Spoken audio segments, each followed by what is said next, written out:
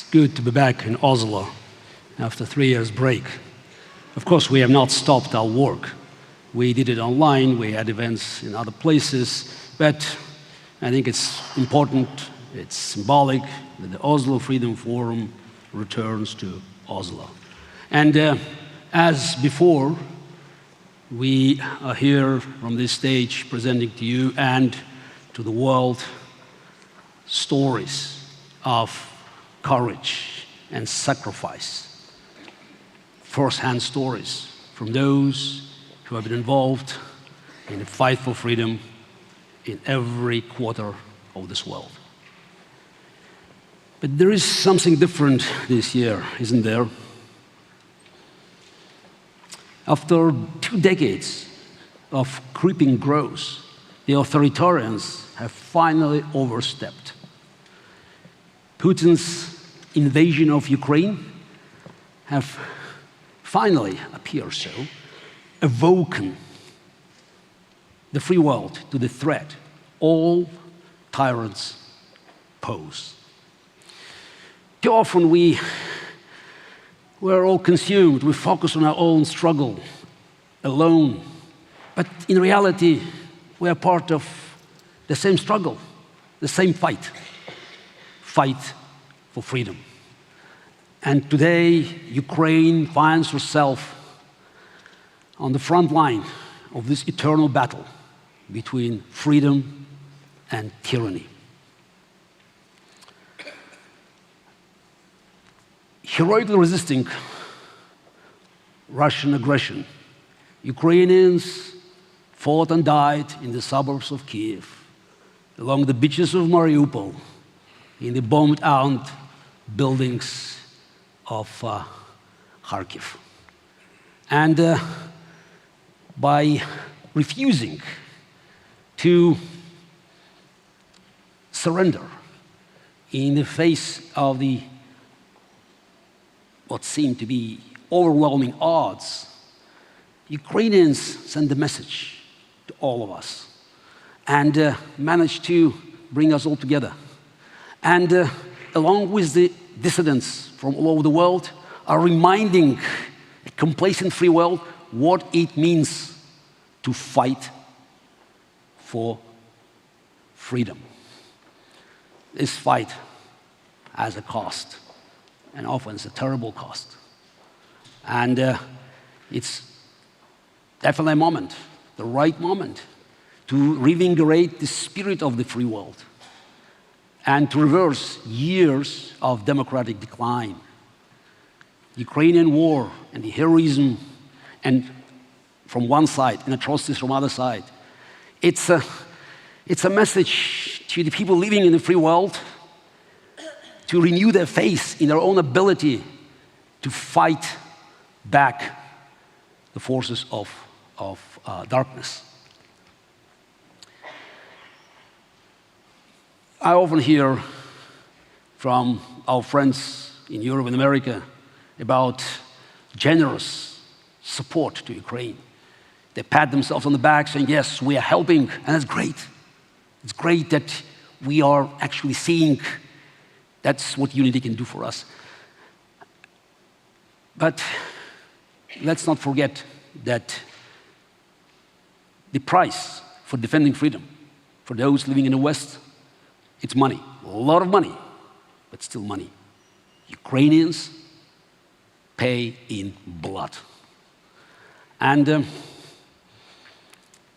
so it is with a significant sense of humility, I'd like to introduce our next guest speaker, Ukrainian Foreign Minister Dmytro Kuleba. And I want to say to President Zelensky, to Minister Kuleba, to all people of Ukraine, that we owe you debt that can be paid only through unity. Unity across geographies, unity across ideologies, across races and ethnicities, unity in the defense of freedom against tyranny, unity that your bravery, heroism, and sacrifice have made possible. Thank you. Slava Ukraini! Glory to Ukraine! Dear ladies and gentlemen, I thank the organizers of the Oslo Freedom Forum and Mr. Gasparov for inviting me to address you today.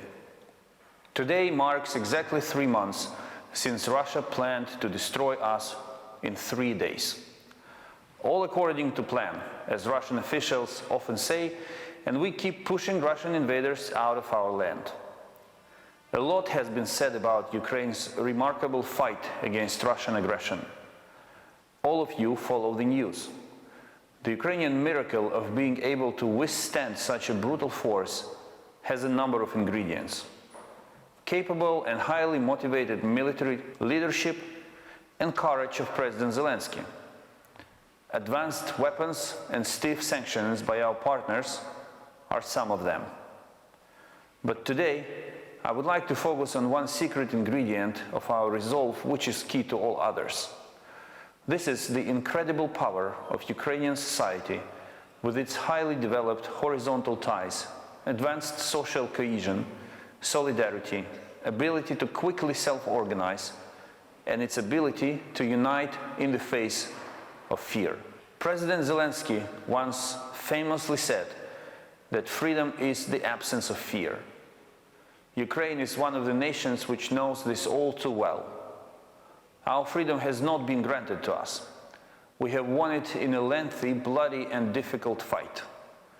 We have defended our rights in 3 revolutions over the past 3 decades and 2 wars, of which the current one is the most brutal, bloody, and devastating not only for us, but for the entire world since Second World War. It is therefore no surprise to us in Ukraine that the incredibly strong civil society has been one of the key factors of Ukrainian resolve in the past 3 months. Ukrainians are a brave nation. Ukrainians are the people who played a crucial role in dissolving the Soviet Union in 1991. Ukrainians rejected attempts to steal their vote and their right to choose in 2004. Ukrainians refused to yield in 2013 when our country was forcibly dragged into Russia's sphere of influence. In 2014, Ukrainians refused to allow Russia to destroy us militarily. And now we have no other option than to defend our right to exist and ultimately prevail. Anyone trying to explain these processes through the lens of geopolitics will always get things wrong. By the way, this is the mistake that Putin has made, and the mistakes that even some Western governments and intellectuals made by underestimating Ukraine. These decades of a nation on the move and in the fight for its freedom are a result of what is inside Ukrainian men and women: activists and lawyers, human rights defenders, journalists, medics and firefighters, teachers, soldiers, women activists, diplomats and politicians, workers and labor activists, farmers, civilian volunteers, and every Ukrainian person who simply wants to live a decent life. Have their dignity respected. Enjoy freedoms and opportunities of a free society. Being able to change a government and protest decisions they don't like. Are they asking that much? So in today's speech, I want to highlight the ordinary miracles made by extraordinary people. They are the ones who bear the main burden of war today and the ones who have created the Ukrainian miracle. It is obvious that the Ukrainian model of society is competitive to that of Russia. We rely on a decentralized, highly motivated and self-organized model with a strong social cohesion and solidarity. I want to assure you that Putin will never be able to defeat a nation like this. Past 3 months have proven my point. Ukrainians are united as never before in fighting a real people's war, where everyone contributes, from donations to volunteering, from saving civilians to evacuating animals from the war zone. No state in history of humankind has ever won a war against the people. Many of the consequences of Russia's actions not only affect the lives of Ukrainians, but also put millions of people around the world at risk of hunger and undermine their livelihoods through its impact on energy and financial security. Moscow's unprovoked and unjustified aggression is a war against us all and can be effectively defeated only through solidarity of the international community. We are confident that with international support, Ukraine will prevail. But no victory will be complete without accountability for massive violations of human rights and international humanitarian law carried out in the course of this aggression. International human rights mechanisms should be an important part of the process by establishing facts and preparing evidence for further trials. Among many instruments, we very much count on the effectiveness of the Commission on Inquiry established by the UN Human Rights Council. We expect it to become an important asset to ensure there is no impunity for perpetrators. Russian aggression is also accompanied by a massive flow of lies that aim to mislead the international community. Such disinformation, which accompanies serious violations of international law, is a threat to human rights and requires strong countermeasures.